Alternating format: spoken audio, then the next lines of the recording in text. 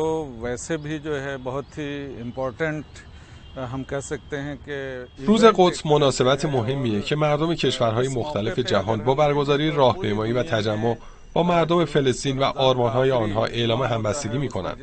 امسال با توجه به حوادث اخیر در غزه، اهمیت این روز بسیار بیشتر از گذشته است.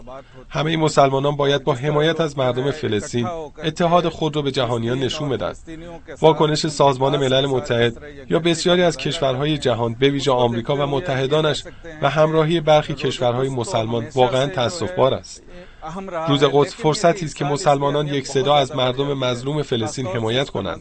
من از مسلمانان جهان درخواست می‌کنم در جمعه آینده که به عنوان روز قدس برگزار می‌شود، به هر شکلی که می‌توانند با مردم فلسطین اتحاد و همبستگی خود را نشان دهند. 7 اکتوبر के बाद मजलूम और मासूम फ़लस्तीनियों पर صهیونی طاقتوں ने ظلم و بربریت کی انتہا کر دی. از 7 اکتبر وحشیگری و جنایات صهیونیست‌ها علیه ملت مظلوم و کودکان معصوم فلسطین به اوج رسیده است و این اهمیت حضور در روز قدس را بیشتر می‌کند. باید در این روز همه مسلمانان از هر فرقه و گروهی و همراه عدالتخواهان جهان از فلسطینیان بی‌پناه حمایت کنند.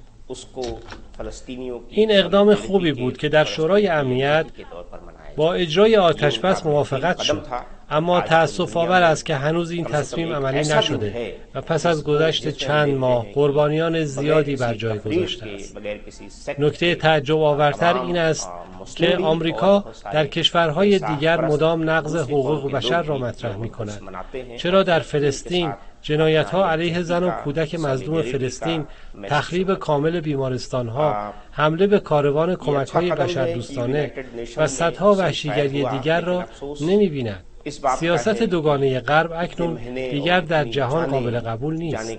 اگر ما مسلمانان غیرت داریم باید آن را در روز قدس نشان دهیم. اکنون مردم فلسطین مظلوم و اسرائیلی‌ها غاصب و ظالم هستند. باید حامی مظلوم و دشمن ظالم باشیم. مهاتما گاندی رهبر فقید هند هم همین را گفته بود که چون فلسطینیان آسیب دیده و مظلوم هستند ما از آنها حمایت می‌کنیم. फिलिस्तीन के मसले पर पूरी दुनिया को एक साथ आकर के जो वहाँ पे युद्ध विराम है उसको जल्द से जल्द लागू कराना चाहिए.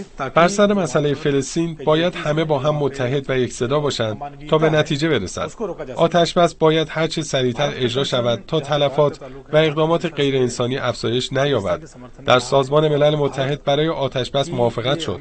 ما هم همین احساس را می‌کنیم که جنگ راه حل هیچ مسئله‌ای نیست و باید از طریق مذاکرات حل شود.